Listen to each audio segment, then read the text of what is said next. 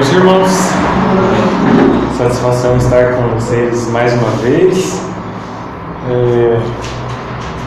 Ainda mais numa ocasião tão festiva que a gente pode estar aqui pela primeira vez, pelo primeiro dia nesse novo local que o Senhor nos abençoou.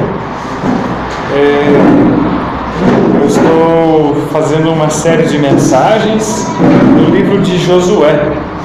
Já foram 3 mensagens, elas estão sendo colocadas no nosso canal do YouTube. Caso alguém tenha perdido alguma delas, pode assistir, E essas primeiras 3 mensagens foram nos capítulos de 1 a 8. E hoje, com a graça de Deus, se o Senhor permitir, nossa ideia é terminar o livro de Josué. Então, nós vamos fazer... Não sei se vocês lembram daquela época que você tinha um toca-fita e você apertava aquele botão FF e ele começava a correr rapidinho assim. Nós vamos fazer isso, nós vamos apertar o FF e fazer rapidinho alguns capítulos aqui. Mas vocês vão entender o porquê. Porque esses capítulos são mais descritivos e eles têm um grande tema teológico que nós podemos resumi-lo. Então nós podemos fazer esse panorama de uma forma mais rápida, grandes capítulos, e depois fazermos a conclusão desse livro que tem sido muito abençoador o seu estudo. Então, passando aqui rapidinho, convido os irmãos que abram ali a sua Bíblia no livro de Josué, fazendo um panorama, então, dentro dessa ideia. Nós tivemos ali os israelitas, eles entraram na terra prometida, eles cruzaram o Jordão, eles tiveram ali a vitória em Jericó. Hoje pela manhã nós estudamos a derrota na cidade de Ai. Era uma cidade muito pequena, até quase desprezível, mas pelo orgulho e pela desobediência do povo, eles tiveram ali uma derrota vergonhosa. Mas o arrependimento e a disciplina dentro do povo do Senhor acontecendo fez com que eles tivessem depois a vitória naquela mesma cidade pela mão poderosa do Senhor. E agora o que acontece nos capítulos 9 até capítulo 11, ele vai falar sobre outras vitórias, agora de uma maneira mais rápida, outras vitórias que o Senhor concedeu ao seu povo. No capítulo 9 tem um tema interessante que fala dos gibeonitas, que eles mentiram para o povo de Deus para enganá-los e fazê-los prometer que não seriam destruídos, fazendo uma aliança com eles, dizendo que eles seriam de um povo muito distante, que eles não eram ali de Canaã, mas que eles eram de um povo de uma outra terra muito distante, o que era uma mentira furada completa. Eles eram ali vizinhos. Era daquela terra que o Senhor tinha ordenado que destruísse. Mas através dessa mentira, o povo de Deus foi enganado. Ele também errou, porque não consultou o Senhor. Mas o que nós vemos é que os gibeonitas, a moral da história, no final das contas, é parecida com a história de Raabe, que nós já estudamos. Raabe era uma meretriz, ela era ali do povo de Jericó, Mas ela, tendo reconhecido o Senhor e agido com fé, ela foi salva. E da mesma forma, os gibeonitas também não eram merecedores de maneira nenhuma da graça de Deus. Eles eram pecadores, tanto que eles agiram ali com uma mentira, com um engano. Mas eles também alcançaram a graça de Deus, porque eles reconheceram que o Senhor de Israel, o Deus de Jeová, era o Senhor sobre toda a terra, e era Ele que pertencia à vitória. E mesmo através de uma forma errada que eles agiram, eles acabaram sendo salvos. Quando eles foram atacados por outros inimigos, o povo de Israel foi em lealdade à palavra que eles tinham dado, eles mantiveram a palavra deles, e foram lá e agiram em defesa deles. E assim o Senhor concedeu uma grande vitória a eles, porque eles estavam ali mantendo a palavra, ou seja, não foram homens sem palavra, né? Eles mantiveram a aliança que fizeram com os gibeonitas.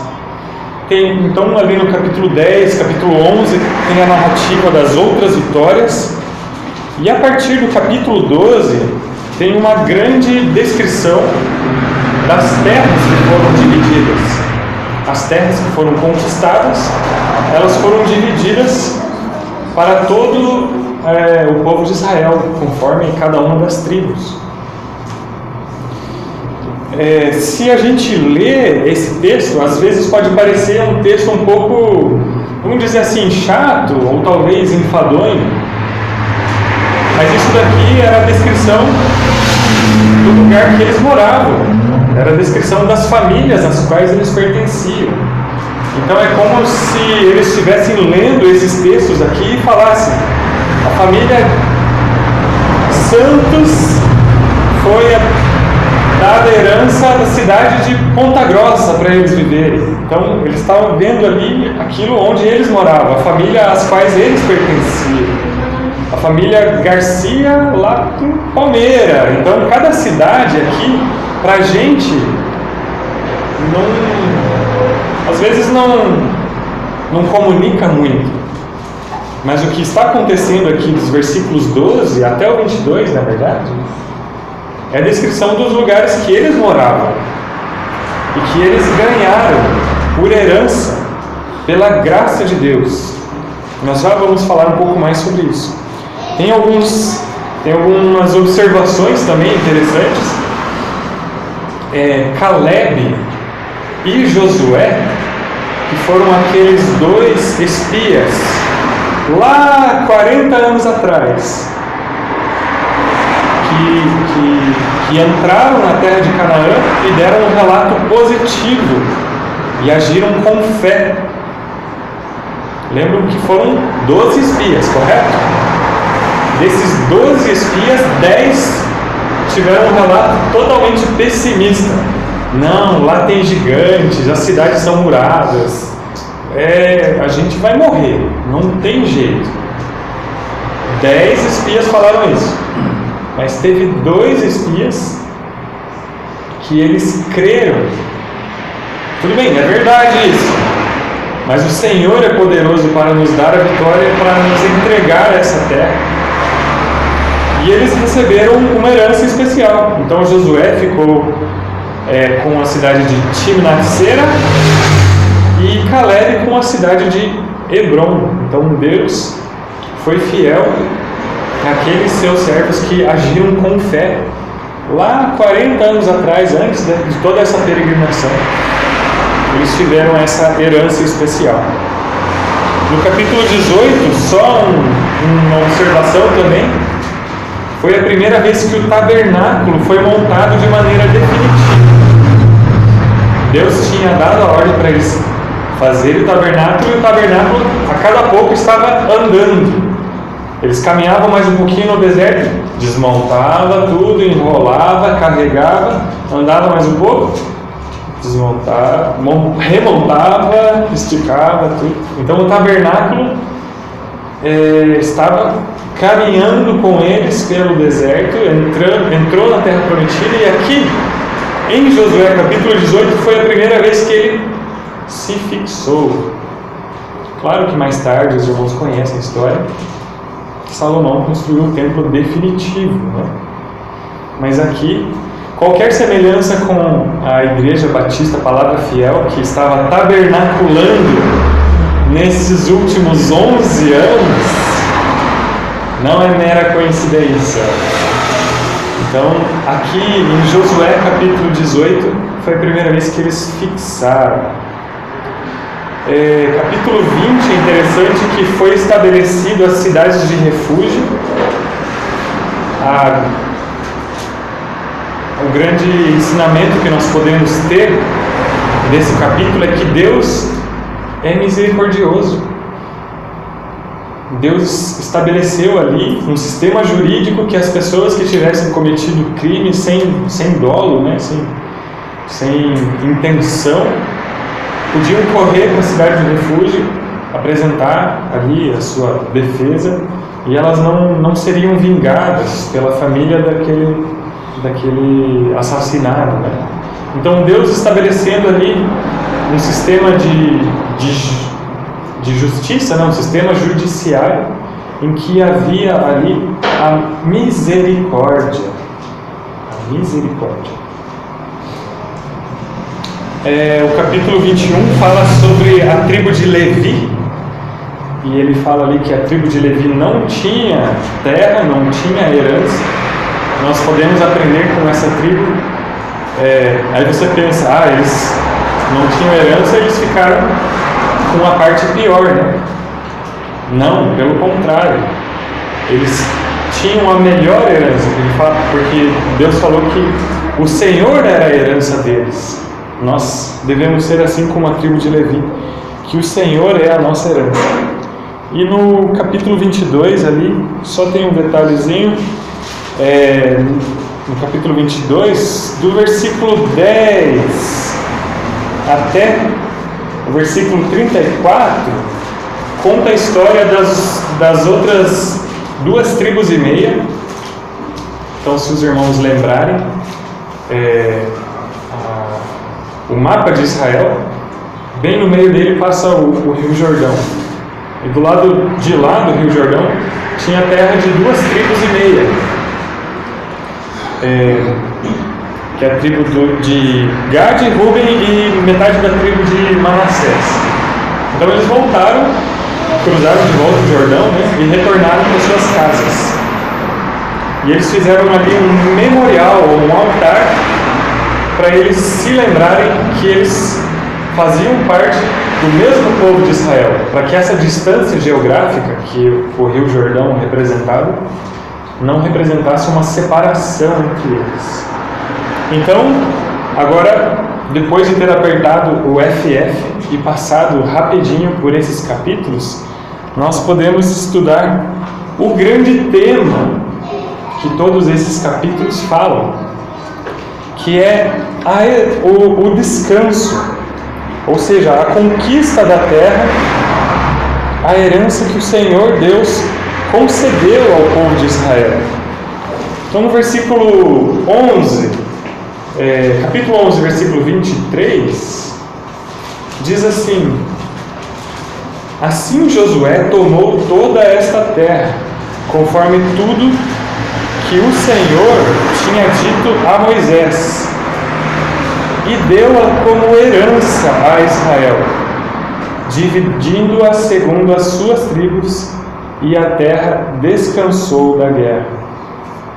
Então Deus, através da sua mão poderosa, concedeu a eles várias vitórias. Eles conquistaram essa terra, e a Bíblia usa a palavra como herança. Então eles ganharam isso. Aqui aparece uma analogia de Deus como o pai do povo de Israel, que está dando a eles uma herança.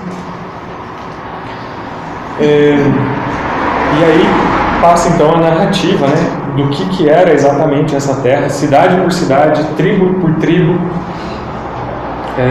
Um por um vai sendo descrito. Para a tribo tal, tais cidades, né? Então começam essas descrições. É uma lista. É como se fosse você chegar num cartório e ler uma escritura, né? Ler uma descrição de alguma terra. Aí essas são as descrições, uma por uma da tribo, das tribos. Queria convidar os irmãos a lerem Salmo, capítulo 95, versículos 7 a 11.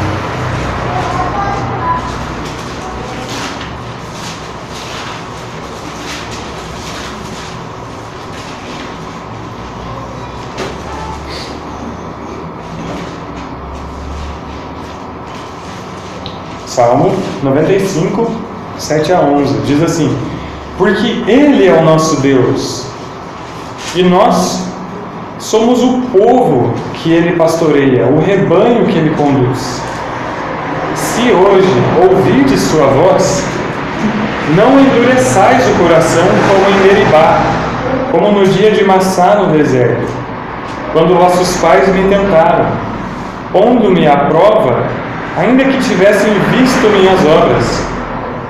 Durante 40 anos indignei-me contra aquela geração e disse: é um povo de coração obstinado, não anda nos meus caminhos.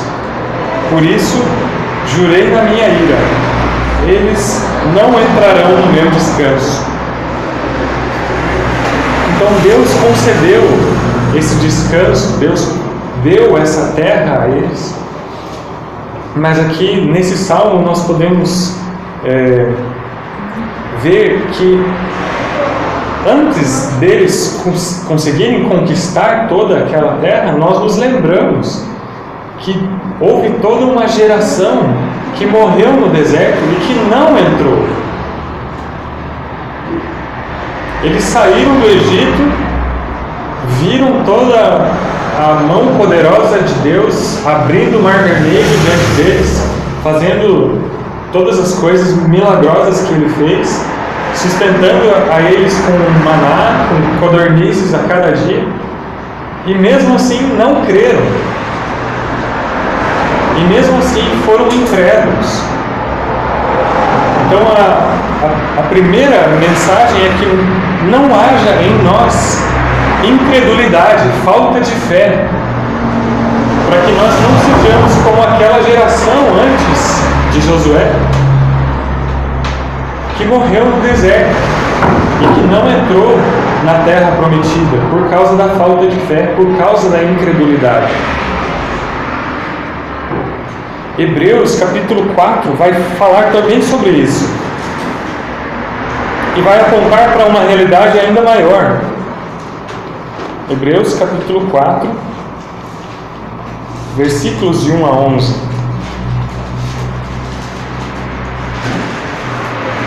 Assim diz o Senhor: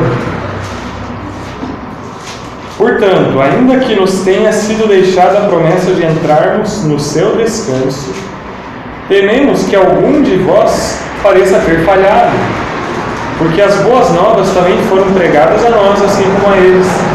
Mas a palavra da pregação de nada lhes aproveitou, porque não foi acompanhada pela fé nos que a ouviram. Porque somos nós os que temos crido que entramos no descanso, conforme Ele disse: assim jurei na minha ira, não entrarão no meu descanso, embora as suas obras estivessem completas desde a fundação do mundo. Pois em certo lugar Ele assim se referiu ao sétimo dia. No sétimo dia Deus descansou de todas as suas obras. E nesse mesmo lugar diz outra vez: não entrarão no meu descanso. Portanto, visto que restam alguns para entrar, e aqueles a quem antes foram pregadas as boas novas, não entraram por causa da desobediência, determina outra vez certo dia, chamado hoje, depois de passado tanto tempo, ao dizer por intermédio de Davi, como já havia sido falado antes: hoje, se ouvirdes a sua voz, não endureçais o vosso coração. Pois Deus não teria falado depois disso a respeito de outro dia, se Josué lhes houvesse dado descanso. Portanto, ainda resta um repouso sabático para o povo de Deus. Pois assim como Deus descansou de suas obras, aquele que entrou no descanso de Deus também descansou das suas. Em vista disso, esforcemo-nos por entrar naquele descanso, para que ninguém caia no mesmo exemplo de desobediência. Então, o que o autor de Hebreus está falando aqui é que Josué ter conquistado ali a terra de Israel, Canaã, não foi a realidade definitiva. Quando Deus entregou aquela herança, toda aquela terra que mana leite e mel, foi maravilhoso, ok, mas essa não é a realidade definitiva. Se fosse, Davi não teria falado que ainda resta um descanso. Davi, como todos nós sabemos, foi depois de Josué. Então, o que está se falando aqui? Essa entrada na terra de Israel, ela aponta para uma realidade espiritual maior. Quando nós entrarmos no descanso, aí sim, definitivo. Quando nós estivermos no céu com o próprio Deus, com Cristo Jesus, nos novos céus, nova terra, ou também chamada de Nova Jerusalém. Essa terra de Israel, ela foi um presente dado por Deus. Deus os abençoou, mas ela não era o descanso definitivo. E o próprio Josué narra isso. Vamos voltar lá para Josué. Josué capítulo 13, versículo 1. Eles conquistaram a terra, eles dominaram, eles tiveram ali o controle de uma ampla faixa de terra, mas mesmo assim, Josué disse ali no capítulo 13, versículo 1, Josué já estava velho e avançado em idade quando o Senhor lhe disse: já estás velho e avançado em idade, e ainda há muitíssima terra para conquistar. Então eles conquistaram grande parte da terra, mas ainda ficou alguns pedaços que faltava a eles lutar, vencer e conquistar. E na verdade, durante toda a história de Israel, nós percebemos que no fundo, eles nunca conquistaram toda a terra que o Senhor havia descrito e havia prometido a eles. Então, essa é uma promessa ainda a se cumprir. E ali no versículo 2 até o versículo 6, ele vai dizer as cidades ali que não foram, que ainda faltavam serem conquistadas. Ali no versículo 2 ele vai citar os filisteus. Os filisteus, a gente lembra que estavam dando trabalho até para Davi, muitos anos depois. Então ainda houve algumas cidades que ainda faltavam ser conquistadas. E isso aponta para uma realidade espiritual que nós podemos fazer a conexão com os nossos dias de hoje. Cristo morreu ali na cruz do Calvário, pagou pelos nossos pecados, Ele instaurou o reino dos céus. Aqueles que se arrependem e creem são feitos seus filhos e herdeiros do seu reino. Isso já é uma realidade? Sim ou não? Sim. Agora, isso já é uma realidade plenamente cumprida nas nossas vidas? Ainda não. É o que os teólogos chamam de a tensão entre o já e o ainda não. Nós temos as promessas de Deus e nós sabemos que Ele irá cumprir cada uma delas, porque Ele já venceu a morte, Ele já nos trouxe da morte para a vida, Ele já nos adotou dentro da sua família, o seu Espírito Santo é o selo, é a garantia que habita em nossos corações, e através de todas essas obras que Ele fez, nós podemos ter a certeza que Ele cumprirá cada uma de suas promessas. Mas elas estão plenamente cumpridas? Ainda não. Ainda restam algumas batalhas para nós lutarmos.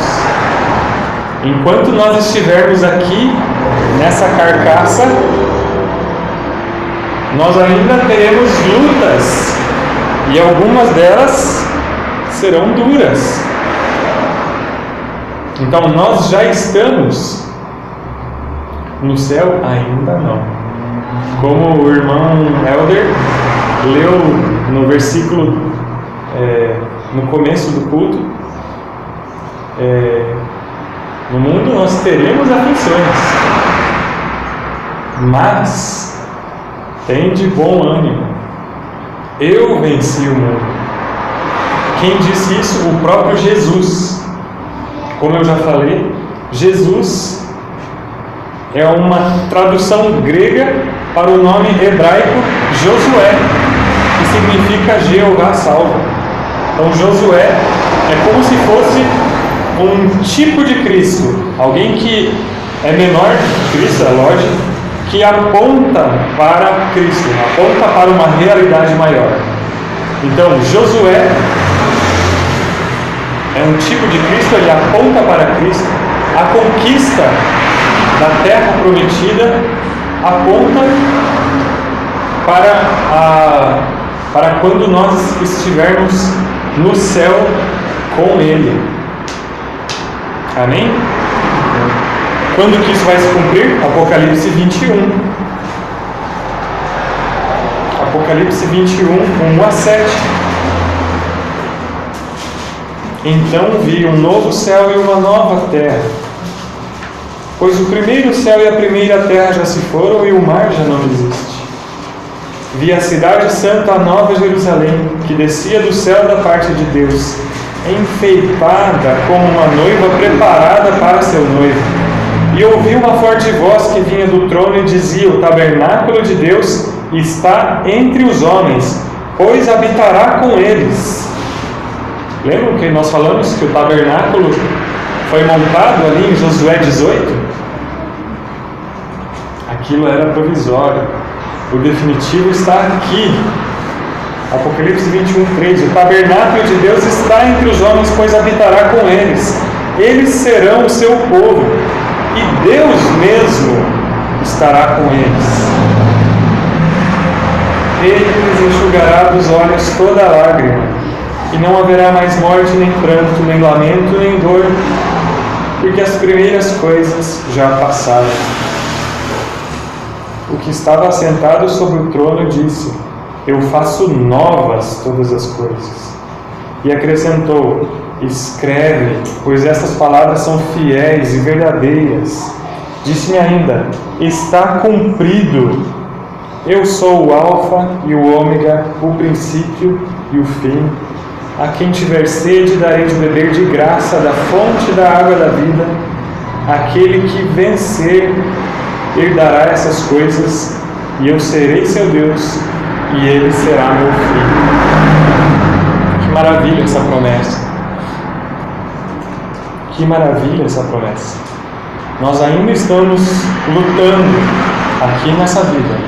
Ainda restam batalhas para nós lutarmos.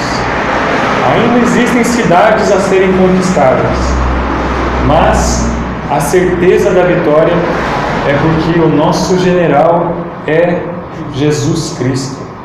Ele que venceu. E nós aguardamos o dia em que nós estaremos em definitivo com Ele.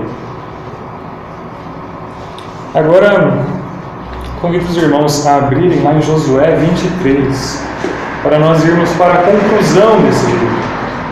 Então, como nós lemos, Josué estava velho, ele estava percebendo que seus dias já estavam chegando ao fim, ele percebeu que a força estava se indo.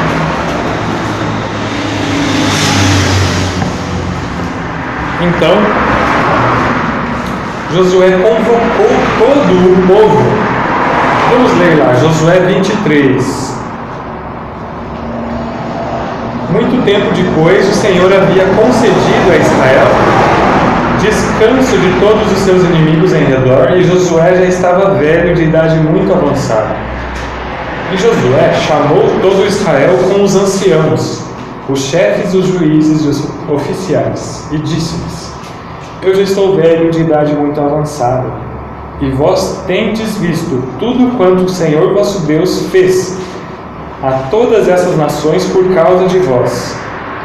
Porque foi o Senhor vosso Deus que batalhou por vós. Vede que vos reparti por sorte as nações que restam para serem herança das vossas tribos, desde o Jordão até o Mar Grande, do lado do pôr do sol, juntamente com todas as nações que destruí. E o Senhor vosso Deus as impelirá e as expulsará de diante de vós, e possuireis a terra deles, como vos disse o Senhor vosso Deus. Esforçai-vos para guardar e cumprir tudo quanto está escrito no livro da lei de Moisés, para que dela não vos desvieis nem para a direita nem para a esquerda. Não vos mistureis com essas nações que ainda restam entre vós, nem mencioneis os nomes de seus deuses, nem jureis por eles, nem os cultueis, nem vos inclineis diante deles. Mas ao Senhor vosso Deus vos apegareis, como fizestes até o dia de hoje. Pois o Senhor expulsou de diante de vós nações grandes e fortes, e até o dia de hoje ninguém pôde resistir-vos. Um só homem de vós persegue 1000, pois o Senhor vosso Deus é quem batalha por vós, como já vos disse. Portanto, tende todo cuidado de amar o Senhor vosso Deus. Porque se de algum modo vos desviardes e vos associardes às nações que ainda restam entre vós, e com elas vos casardes e vos tornardes amigos delas, sabei com certeza que o Senhor vosso Deus não continuará a expulsar essas nações diante de vós, mas elas se tornarão um laço e uma armadilha para vós, e açoite para as costas, e espinhos para os olhos, até que morrais nesta boa terra que o Senhor vosso Deus vos deu. Hoje vou pelo caminho que toda a terra vai, e sabeis no coração e na alma que não falhou uma só palavra de todas as boas coisas que o Senhor vosso Deus falou a vosso respeito. Nenhuma delas falhou, mas todas se cumpriram. E assim como todas essas boas coisas de que o Senhor vosso Deus vos falou aconteceram, também o Senhor trará sobre vós todos os males, até vos destruir nessa boa terra que Ele vos deu. Se quebrardes a aliança que o Senhor vosso Deus vos ordenou e cultuardes a outros deuses, inclinando-vos diante deles, a ira do Senhor se acenderá contra vós, e depressa morrereis na boa terra que Ele vos deu. Então Josué estava ali, ele está dizendo: hoje eu vou pelo caminho que toda a terra vai, ou seja, em outras palavras, eu vou para a sepultura, assim como todo mundo um dia vai. Ele chamou o povo e fez uma lembrança de tudo aquilo que o Senhor tinha feito até então, na história da vida deles. Ele estava trazendo à memória deles aquilo que aconteceu diante dos olhos deles, falando: foi o Senhor que fez isso, foi a mão dele que fez isso. E ele traz 3 palavras como que uma exortação para o povo. Vejam ali no versículo 6 até o 8. A primeira dessas 3 palavras é para que eles se esforçassem para guardar e cumprir tudo que está escrito no livro da lei. Então, se esforcem para guardar e cumprir a palavra de Deus, a Bíblia Santa que Ele vos deixou, os mandamentos que Ele colocou aqui, as suas promessas que Ele ainda há de cumprir. Se esforcem para aprender dela, para que você não desvie nem para a direita nem para a esquerda, mas que vocês andem certinho no caminho que o Senhor traçou para a vida de vocês. Segunda exortação está no versículo 7. É que eles não se misturassem com as nações, que eles mantivessem a santidade, que eles não adorassem os deuses falsos que aquelas nações tinham, que eles não jurassem, que eles não cultuassem, que eles não se inclinassem diante daqueles deuses que não eram nada. Aqueles deuses eram apenas esculturas, eram pedra e madeira feita por mão de homem. Que eles não deixassem o Deus verdadeiro por qualquer idolatria. E hoje de manhã nós estudamos, a idolatria às vezes pode ser muito mais sutil do que a gente pensa. Às vezes a gente pensa que é só uma imagem lá de uma santa, ou de um Buda, ou de algum outro Deus.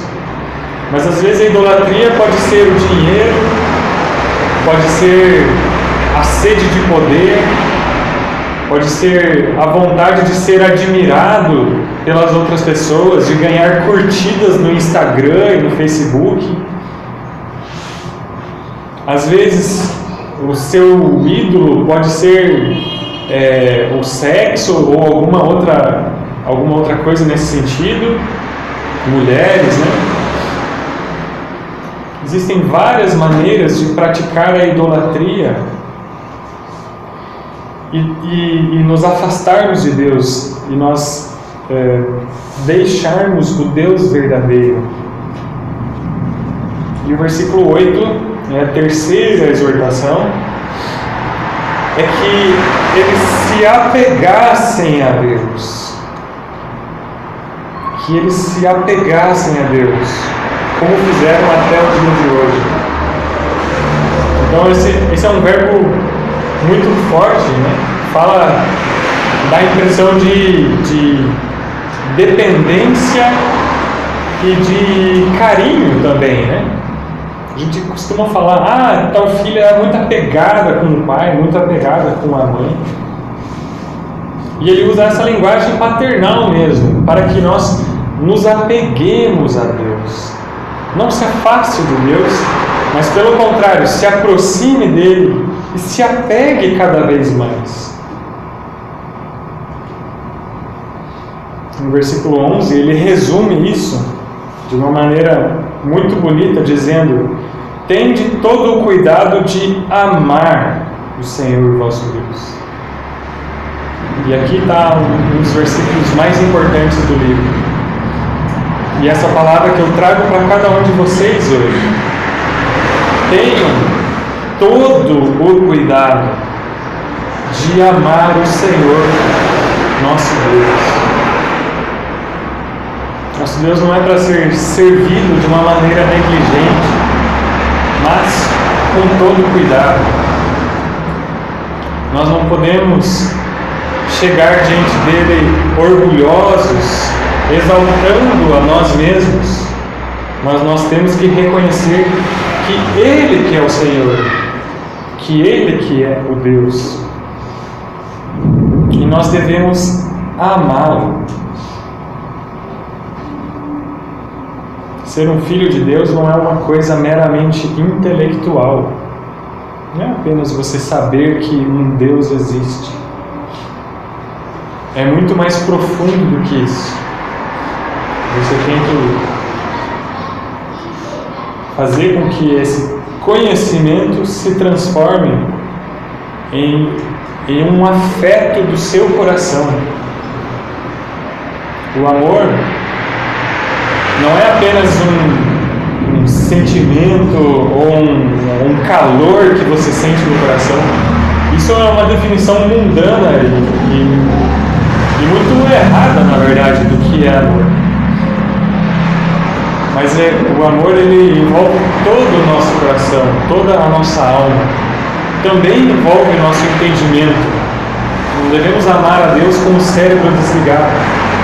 E também com as nossas forças. As nossas ações precisam manifestar esse amor que nós dizemos que temos. Não adianta você falar eu amo a Deus, eu amo a Deus, eu amo a Deus, e você não faz nada. Você não faz nada por Deus, você não faz nada pelos seus irmãos, não faz nada pela igreja. Então, portanto, tende todo o cuidado de amar o Senhor vosso Deus. Vamos continuar ali a leitura, o capítulo 24. Depois, Josué reuniu todas as tribos de Israel em Siquém e chamou os anciãos de Israel, os chefes dos juízes e seus oficiais, e eles se apresentaram diante de Deus. Então Josué disse a todo o povo: assim diz o Senhor Deus de Israel: antigamente vossos antepassados, como Terá, pai de Abraão e de Naor, habitavam além do rio Eufrates e cultuavam a outros deuses. Eu, porém, tomei a vosso pai Abraão de além do rio, o conduzi por toda a terra de Canaã, e também multipliquei a sua descendência. Eu lhe dei Isaque, e a Isaque dei Jacó e Esaú. A Esaú dei como propriedade o monte Seir, mas Jacó e seus filhos desceram para o Egito. Então enviei Moisés e Arão e feri o Egito com meus feitos naquela terra. E depois eu vos tirei de lá. Depois que tirei vossos pais do Egito, chegastes ao mar, e os egípcios perseguiram vossos pais com carros e com cavaleiros, até o mar vermelho. Quando os vossos pais clamaram ao Senhor, Ele pôs uma escuridão entre vós e os egípcios, e lançou sobre eles o mar e os cobriu. E os vossos olhos viram o que eu fiz no Egito. Depois habitastes no deserto muito tempo.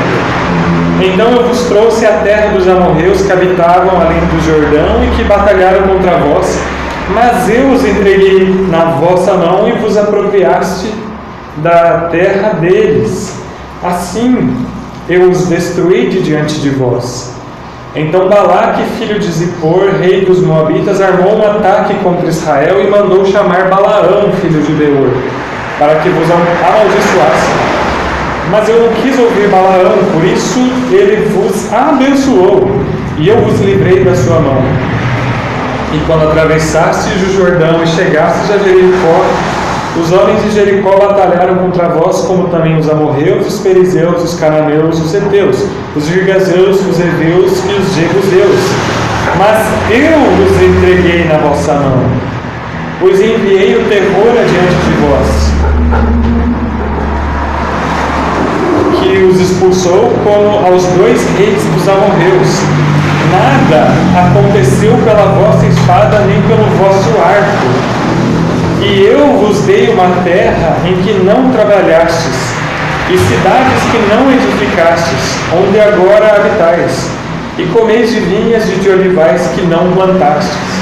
Esses versículos estão falando, tudo isso que eu fiz foi a minha mão, não foi pela força que vocês tinham, pelo exército de vocês, pela espada que vocês tinham. Pelo contrário, o povo de Israel era mais fraco do que todos esses povos. Mas o Senhor foi dando a vitória a Israel um por um, e eles foram derrotando e conquistando a terra. Tudo pela graça de Deus, não pelas suas forças, pelas forças de Israel. Continuando aqui o versículo 14. Do 14 até o 28. Agora, temei o Senhor e cultuai-o com sinceridade e com verdade. Jogai fora os deuses a que vossos pais cultuaram além do rio e no Egito. Cultuai o Senhor. Mas se vos parece mal cultuar o Senhor, escolhei hoje a quem cultuareis. Se os deuses a quem vossos pais que estavam além do rio cultuavam, ou os deuses dos amorreus, em cuja terra habitais. Mas eu e minha casa cultuaremos o Senhor. Então o povo respondeu e disse: longe de nós abandonar o Senhor para cultuar outros deuses. porque o Senhor é o nosso Deus. Foi Ele quem tirou a nós e a nossos pais da terra do Egito, da casa da escravidão, e quem fez esses grandes sinais aos nossos olhos, e nos preservou por todo o caminho em que andamos, e entre todos os povos pelo meio dos quais passamos. O Senhor expulsou de diante de nós todos esses povos, até os amorreus que moravam na terra. Nós também cultuaremos o Senhor, porquanto Ele é o nosso Deus. Então Josué disse ao povo: não podereis cultuar o Senhor, porque Ele é Deus santo, é Deus zeloso, que não perdoará a vossa desobediência nem os vossos pecados. Se abandonardes o Senhor e cultuardes deuses estrangeiros, então Ele virá contra vós, vos punirá e vos destruirá, mesmo depois de vos ter tratado com bondade. Então o povo disse a Josué: não, antes cultuaremos o Senhor. Josué disse ao povo: sois testemunhas contra vós mesmos, que escolhestes cultuar o Senhor. Eles responderam: somos testemunhas. Josué disse: agora jogai fora os deuses estrangeiros que há no meio de vós, e inclinai o coração ao Senhor, Deus de Israel. O povo disse a Josué: cultuaremos o Senhor nosso Deus e obedeceremos a sua voz. E naquele dia Josué fez uma aliança com o povo. Ele deu leis e normas em Siquém. Josué escreveu essas palavras no livro da lei de Deus e, tomando uma grande pedra, a pôs ali debaixo do carvalho que estava junto ao santuário do Senhor. E disse a todo o povo: esta pedra será um testemunho contra nós, pois ela ouviu todas as palavras que o Senhor nos falou. Ela será um testemunho contra vós, para que não negueis o vosso Deus. Então Josué despediu o povo, cada um para a sua terra.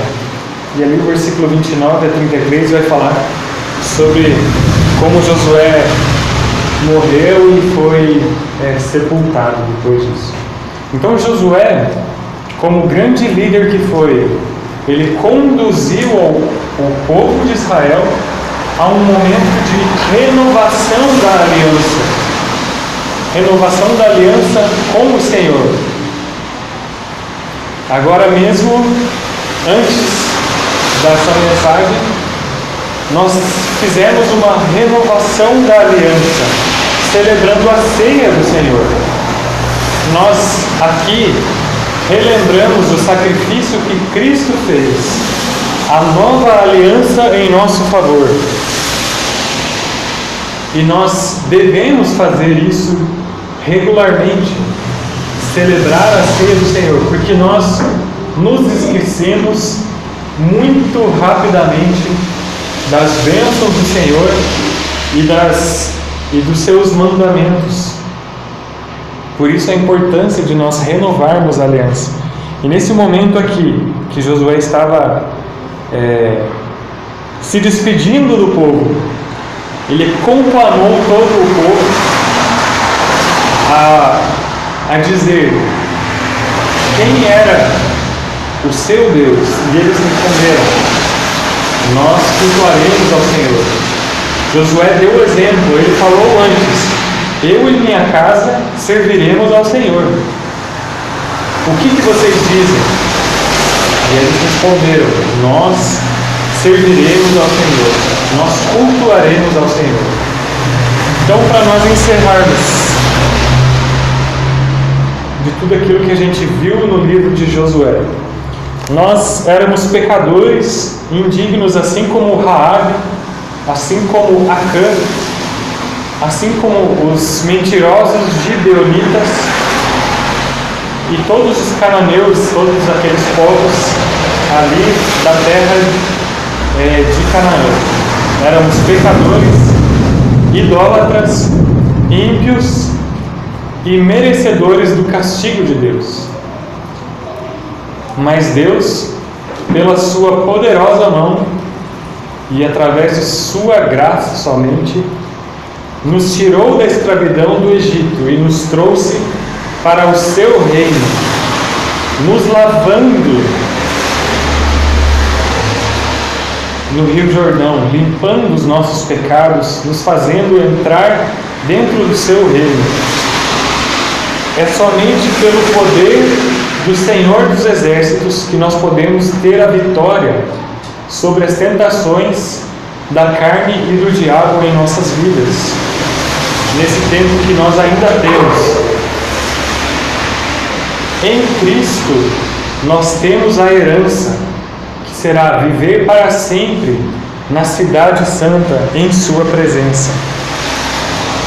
Se nós olharmos aquilo que Deus fez por nós até aqui, nós podemos ter segurança e certeza de que Ele irá cumprir totalmente as suas promessas até chegar à eternidade.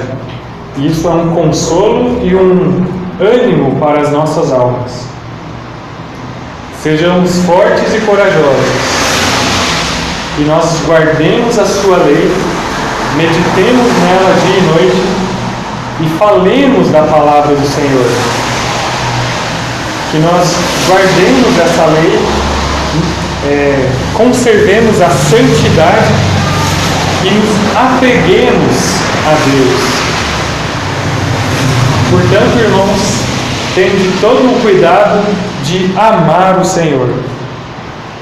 Eu e minha casa serviremos ao Senhor.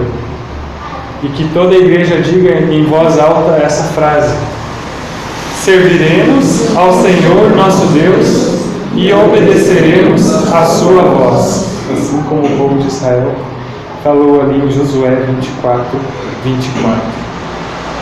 Que Deus nos abençoe. Amém.